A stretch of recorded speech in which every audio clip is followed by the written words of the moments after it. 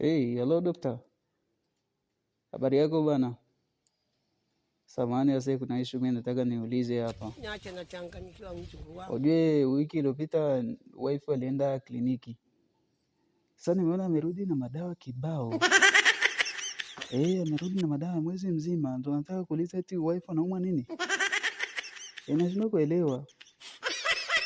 Aumwi kitu. Unasemaje, unajitaka au jitaki? Sasa kwani amepewa madawa mengi hivyo? Ya kuongeza damu? Kwa hiyo nataka kumaanisha wife amepungukiwa damu au ni nini? Simu wewe. Nikokotee mawe. Taandika hapa. Sasa kwa nini nimempa madawa mengi hivyo kama hajapungukiwa damu sasa?